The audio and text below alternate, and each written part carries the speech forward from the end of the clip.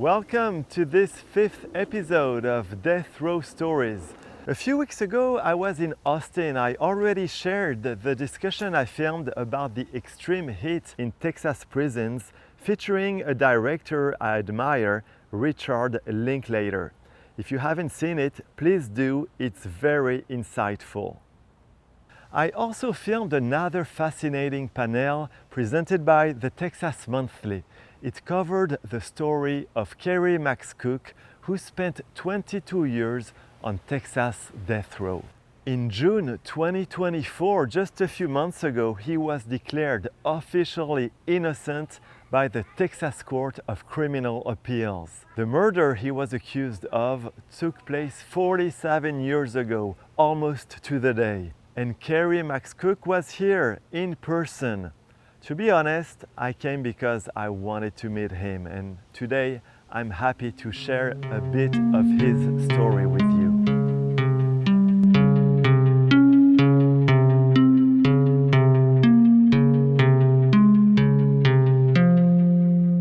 A lot of people have been mistreated in the Texas criminal justice system, but few have struggled longer or harder to get justice than Kerry Max Cook. From 1978 to 1999, he was tried 3 times for the murder of Linda Jo Edwards and Tyler, and almost a 4th time.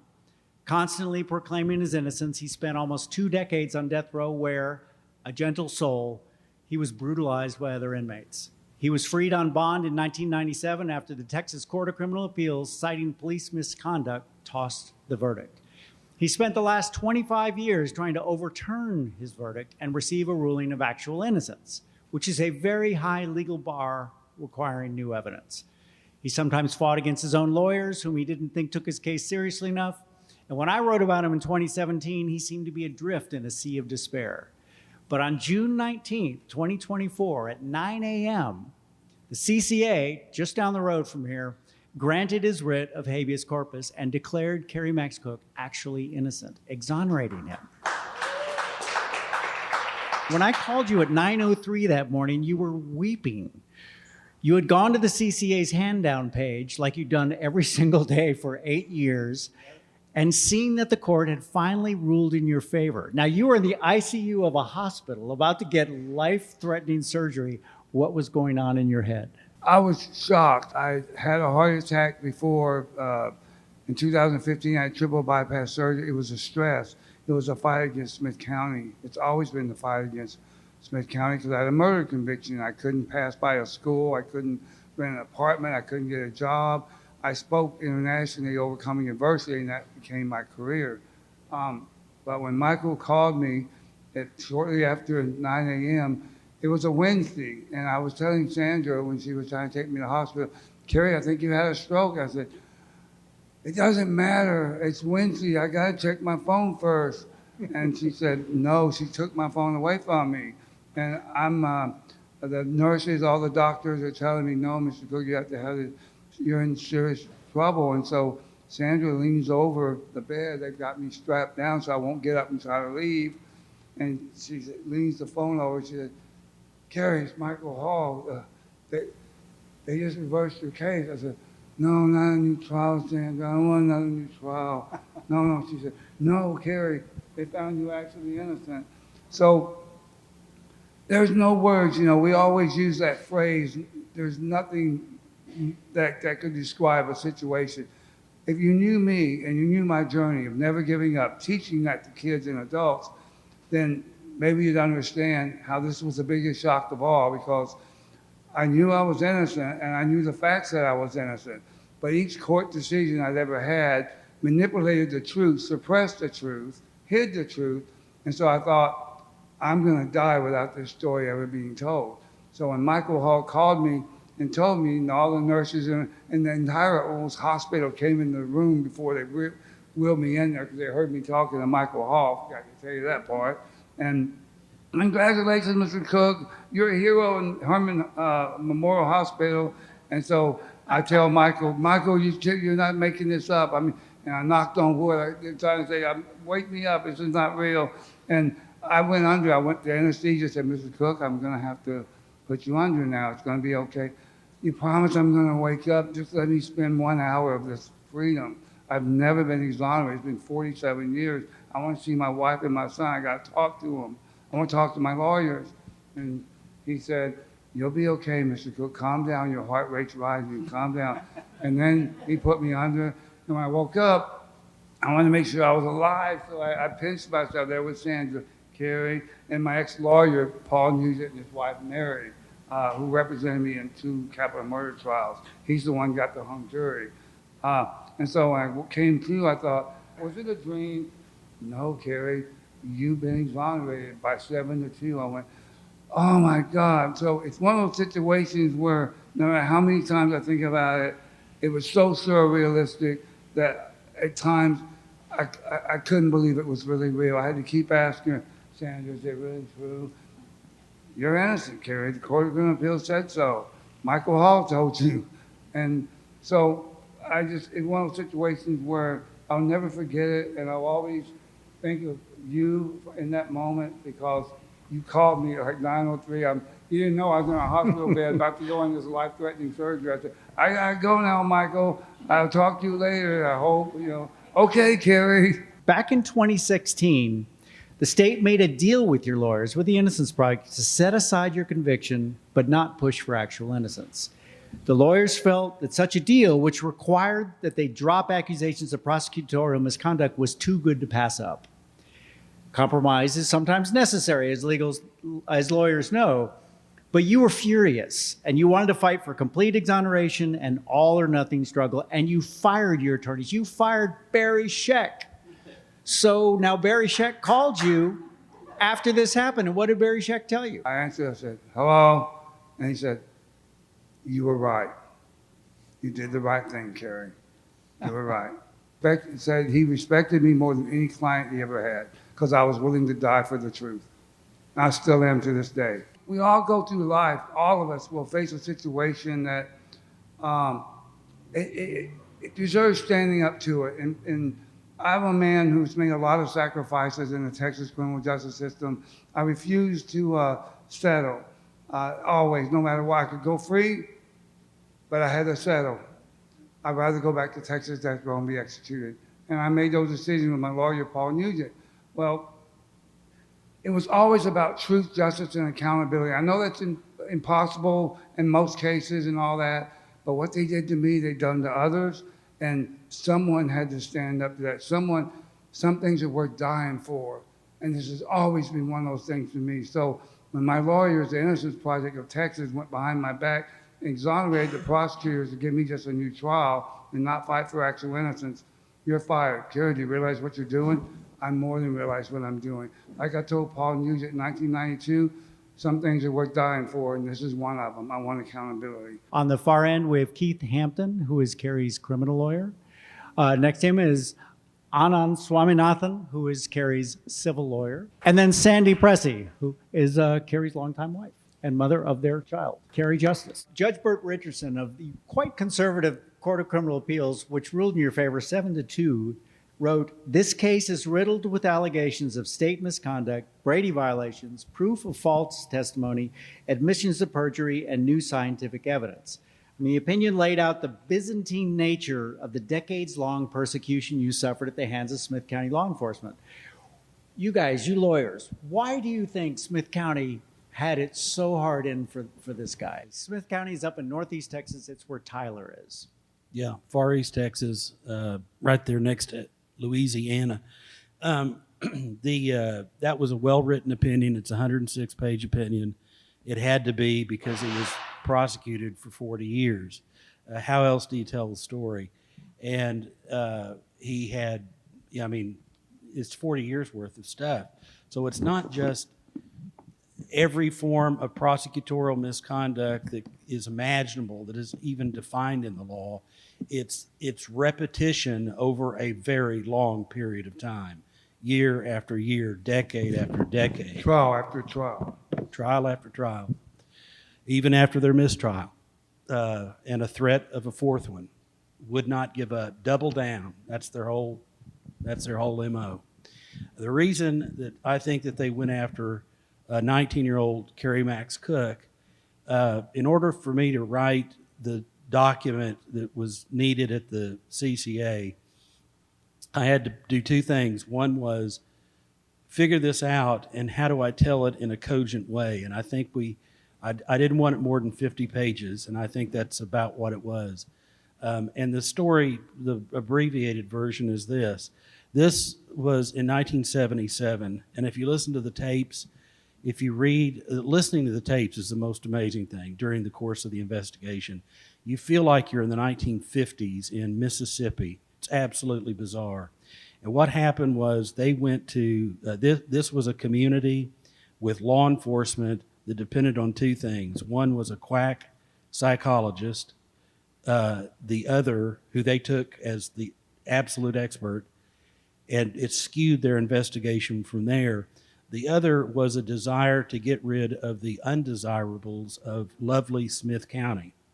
The undesirable, this was very sexual, actually, because the expert said, what you're looking for is this murder of this 20-year-old young woman.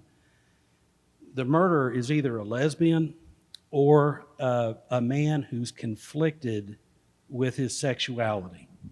So that removed the actual killer, who was a pillar of the society in his 40s, running the library service at the local university. So he got cleared. He was the one, he figured that out. He's the one that came up with the book and staging the crime scene and all of that. And it fed into this whole theory, oh my God, we've got a Jack the Ripper here.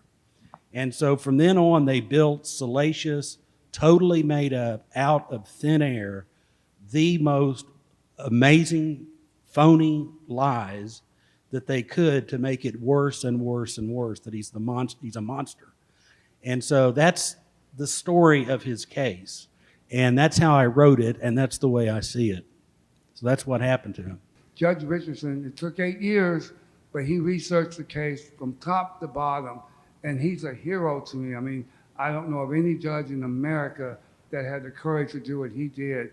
And he found me actually innocent in a record that a deal with the Innocence Project had crippled my case on actual innocence. But he overlooked that, looked at the facts, the details, and Keith Hampton's motions, writing about the case, similar to what he told you guys a while ago, saying what was a lie, Smith County profiling me as homosexual, and that made me a murderer. And so when he told me that, my hope came back, and it never left me. What I see are the similarities between Kerry's case and the many other cases that happen like this around the country. And before I say that, it's important to say Kerry's case is so unbelievably unique. I mean, it is exceptional for the level of vitriol that has been spewed at him by the justice system in Smith County. And it is unique for the amount of time, 47 years, that this fight lasted. Had you heard about Kerry's case up in Chicago? Yeah, I mean, really anybody who practices innocence work around the country has heard about Kerry's case. And so when we had heard from Kerry, when he reached out more than a decade ago, we knew right away about his case. But to be honest, until I dug into the facts of the case, I had no idea just how horrible the facts were in his case. But at the same time that Kerry's case is really exceptional, and Kerry's suffering is exceptional, and it has to be honored in its own way, his case is so common in other ways, right? There's dynamics that result in a wrongful conviction like Kerry's, the dynamics that result in the fabrication of evidence so many times in his case, and then the doubling down and tripling down and quadrupling down when the case gets thrown out. There was an opportunity to stop and do the right thing. There were so many opportunities in his case to get off this moving train of injustice and to reroute the course, right? To stop this train. And instead, at every one of those instances, new, fabricated, crazy evidence came out of nowhere, right? And that goes to really one of the pieces that's at the heart of all wrongful conviction cases, which is somebody has to make a decision. Maybe not even because they're the worst person on earth, but because in their mind they've convinced themselves of a thing. There's a form of cognitive bias going on with some of these investigators, and they decide, well, I could admit we did something wrong, or I could show a witness a set of photos and maybe tap on one of the photos and see if they'll identify that photo. I could maybe push the science, and maybe I could get this fingerprint analyst. This is what happened in Kerry's case. Maybe I can get the fingerprint analyst to make up a completely junk opinion, which is that I can tell you that the fingerprints that were left on this door are an exact number of hours old by eyeballing the fingerprints, completely made up, right? This is the kind of evidence that turns up, but it turns up because somebody knows there's a weakness in the case. And instead of saying that weakness should cause me to reconsider and question some of the decisions that we've made, maybe consider the obvious suspect who was the lover of the victim and been seen in the house that night, let me continue the case against Kerry and let me develop new fabricated evidence to cement my case, right? Those are the choices that somebody has to make. And those choices were made over and over and over again in Kerry's case. And I have the decision in my hand. The number of times in this decision they point out a piece of evidence that suddenly came out of nowhere, years later, decades later, that is absurd, just absurd on its face, is unbelievable. I was an Army brat. I came from a very conservative family. So I'm sitting on death row, and I'm trying to understand, how does an innocent person, man or woman, get to death row? And what I'm about to tell you, I hope it shocks every one of you to the core, because you'll always hear about wrongful convictions. There was a one in Texas the other day. Ben Spencer was actually declared innocent. They're just all the time now. It's not a phenomenon anymore. We're no longer unicorns, you know. I mean, it's happened so much. Why does it happen?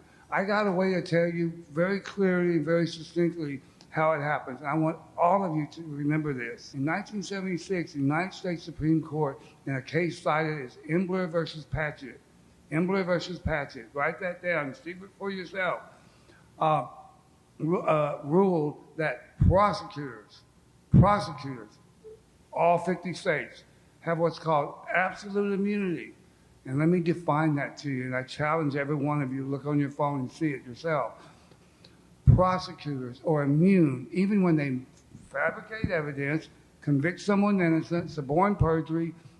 Outrageous misconduct is the way it's stated. No matter how outrageous the misconduct, they're immune from prosecution. I asked you as you sit there, if you were a lawyer, a prosecutor, and you knew you're running for election and you need this case, someone just committed a brutal murder, a child's involved, and you know you can get a conviction because no matter what you do, no matter what you make up, no matter what witness you get to life, say you confess in the jail cell when you're in solitary, like me, they're immune from prosecution.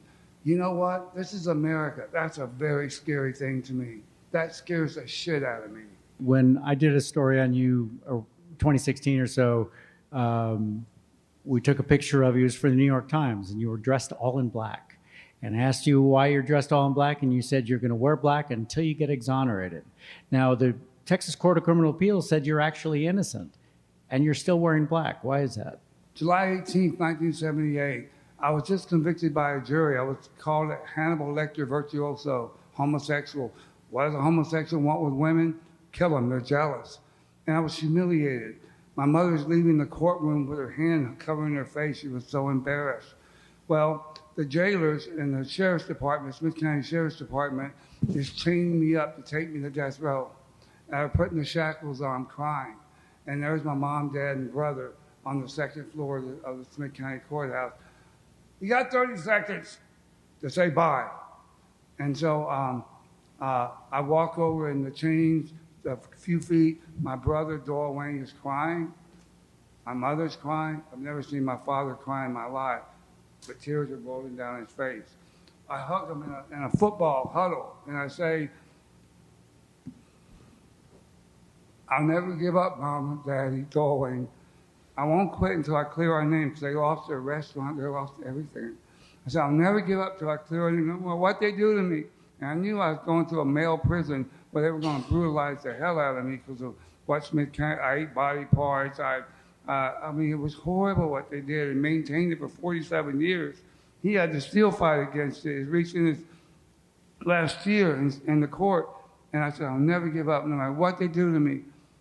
I didn't know it was going to last for 22 years. But so when Michael Hall came to Plano, Texas, and interviewed me, he said, what, you're a Johnny Cash fan? I said, no. This goes to the promise I made my mom, dad, and Doyle Wayne, dad. I went to death row. So the reason I'm wearing black today, and listen to this is shocking. It should be to everybody, no matter Republican, Democrat, it doesn't matter. All of us are human beings that deserve to be treated with fairness and honesty.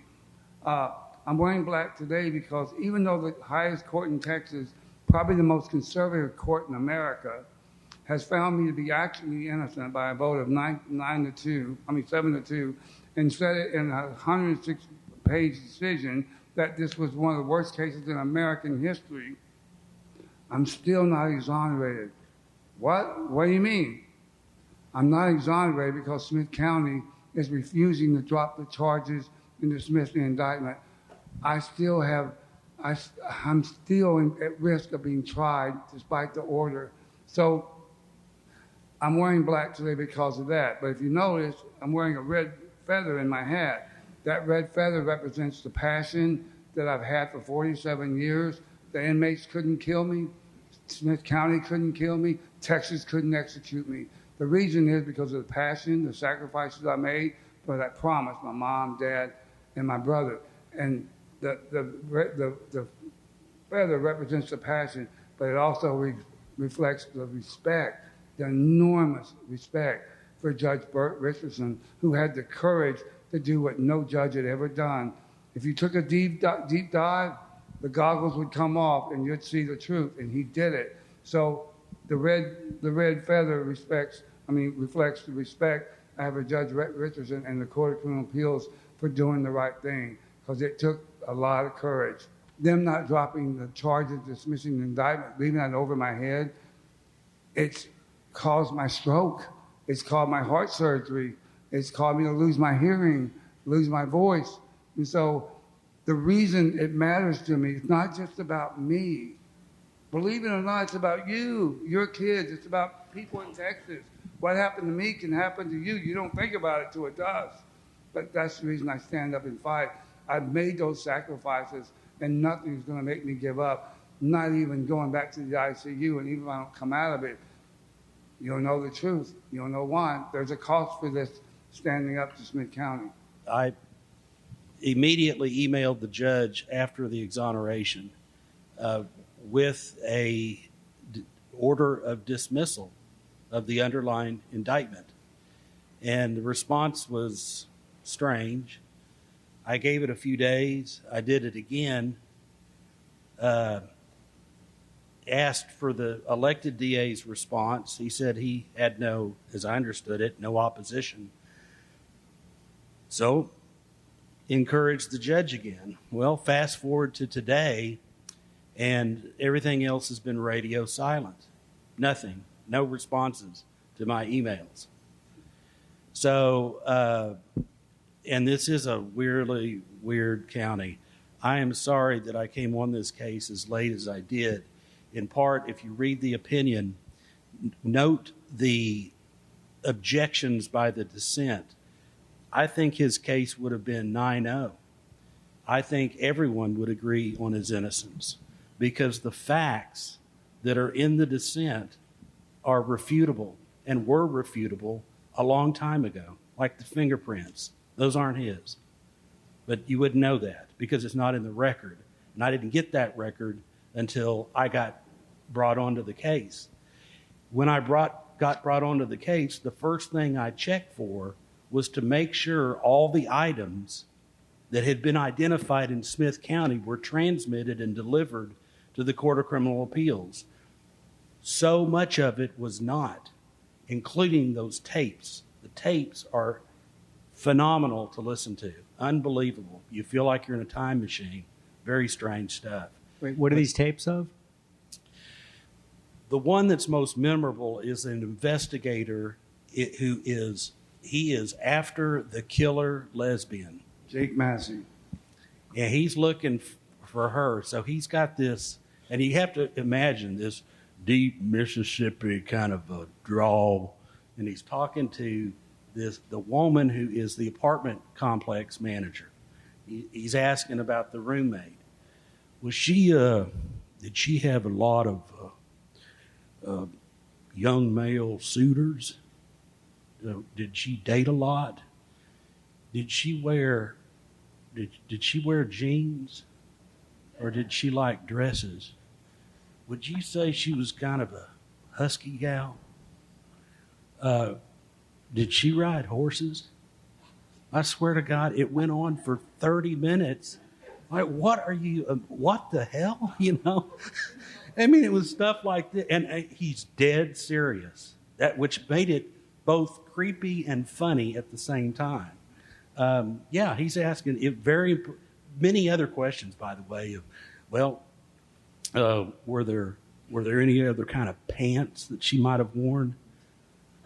Because that's a telltale sign of a murderous lesbian. I'm telling you. In his head, evidently, he bought that. So stuff like that, the nuances of this evidence were so important. The way people put stuff, the sequence of the questions, all of that needed to get to the Court of Criminal Appeals. So guess what? I spent months. I did motions. I all but came down there and said, let me have the boxes. You know, I'll make a trip to Smith County. And I caught them. I caught them because they were so clumsy in their emails. So they'd keep me on an email thread and I'd get a loop. So she would have just lied to me on the phone, and I'll get right on that, Mr. Hampton. Thank you. Then I get the email. Hampton's looking for this. I'm like, I can see you. You just lied to me.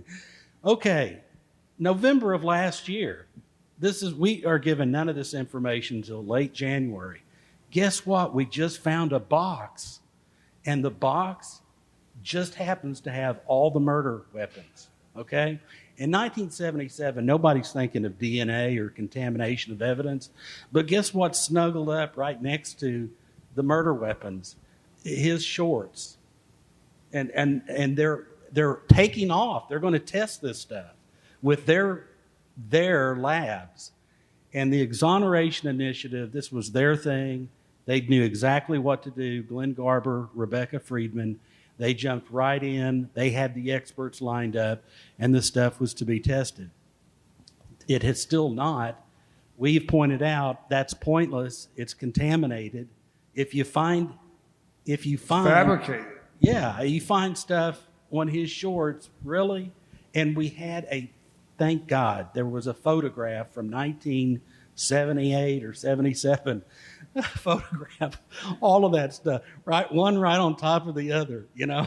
It's just classic contamination. It's pointless, and it's not going to get you anywhere because we already know who the killer is. It's clear as a bell. I mean, just so it's totally clear, understand what Keith is saying here. They have a box. The box at the end of trial or sometime around that time back in the 70s, they take all his clothes that they confiscated, they take the murder weapon and the other stuff that they have from the crime scene, and they throw it all in a box. And then now they say, well, what if we test the clothes and there's DNA on it? It's just absurd, right? There's no chain of custody. There's none of those. But it gives you a sense of, to your question, even today, even with this 106-page decision from the Court of Criminal Appeals, there are people who still will insist, their mind cannot accept the idea that Kerry Max Cook could be innocent. And maybe just as much so, they cannot accept the idea that they and their criminal justice system in Smith County could have possibly made a mistake. The knife was taken by the lead detective, Eddie Clark, as a souvenir from the police property room. He also took my hair, and the blood samples and other items. Well, that was in the box on top of the evidence. And so that we didn't get the knife back until we had to file a court order to get it. And even then, he had handled it. He'd used it in speaking engagements, he said. So the evidence is beyond a shadow of a doubt compromised, because right now it's a Hail Mary. We got to show this guy's guilty. It's the only way we can save these 4 or 5 generations of prosecutors who are all involved. DNA evidence and crime scene evidence and physical evidence was tested over and over and over again in this case. Out of that box too. Back in the 70s, 80s, 90s, 2000s. In fact, much of it was requested by him to be tested. He asked them to test evidence over and over again. So it's clear. All of the evidence, it's part of the Court of Criminal Appeals decision, all of the evidence was that not a single item matched Kerry Max Cook. They couldn't find a single item from that crime scene that matched Kerry Cook, despite how gruesome and brutal this murder was. So when we talk about the issue of this new testing or some new box they found. It is only the contamination of that evidence that is a problem. Otherwise, in every other instance, for 40 years, Kerry Max Cook has tried to test every possible piece of evidence he could to prove his innocence, and every one of those pieces of evidence has excluded him as the perpetrator. And one last point I want to make. I said I wasn't going to talk about this. I kind of glossed over it a while ago, but the promise that I made to my mama, daddy, and Joel Wayne to never give up. I didn't know that it would last 22 years or 47 years, but they're all dead now. My only brother was murdered, wrong place, wrong time. My dad died of colon cancer, and my mom left me on death row to die. She went insane. And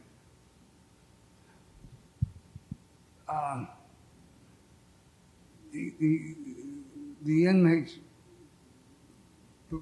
brutalized me and as a sex offender. And every time I wanted to fight back, I said, no, Smith County's making up. They'll say I'm violent, I'm dangerous. My mom and dad and Joel Wayne, they lost everything. Kerry, running away from home, getting in trouble. I got to get out. I got to show her I've changed. I've learned my lesson. I'm awake now. I'm wide awake. And I let the inmates rape me. I let pedophiles do terrible things to me on death row. I let the guards mistreat me, didn't stand up to it. The whole point for that, I had such amazing complex PTSD. I beat up on myself. I punished myself. I'd say for years, Sandra, the only thing to make what I've sacrificed and had to do to survive Texas death row is exoneration. That's the only thing that's going to help me forgive myself. That's why dropping the charges and dismissing indictments so damn important. Keith, Anon. Sandy's been such a big part of your life. A few weeks ago, you were telling me a great story how you looked at her. You were going through all this stress with the case and with the surgery and all, and you looked at her and you started singing a song. Tell that story. I don't know how this happened. It sounds so concocted that the average person would think it has to be made up. But then you have to understand what Sandra and I have gone through. We literally have one brain, and she'll say that to me. But here it is. We're walking down the road somewhere. I don't remember where. It was not long ago. And it was about Anon with the civil suit. It was about Keith Hampton with the Timco actual innocence, and how either one could change our lives. We live in a rundown apartment. We're so broke we can't even pay attention. And so we're walking, and she's always the positive one saying, Kerry, we're going to be okay. We're going to be okay. She works as a probation officer, so I'm still in law enforcement, but this time in a good way. But anyway, so we're going down the road. I don't know what she said. Maybe she will. I handed her the microphone. But I said, Sandra, we've gone through so much. How could any two people on earth ever be closer? And then I swear to God, I give my hand to God when I'm telling you. I said, I got you, babe, dun, dun, dun, dun. And she, at the same time, not after I did it, but at the same time, I got you, babe. I said, that's not even real. Where's the camera when you need it? I was so shocked, but that's how close we really are. This woman is everything to me. If something happened to her, that's the only thing that could make me give up. The only thing. How's Kerry Justice doing?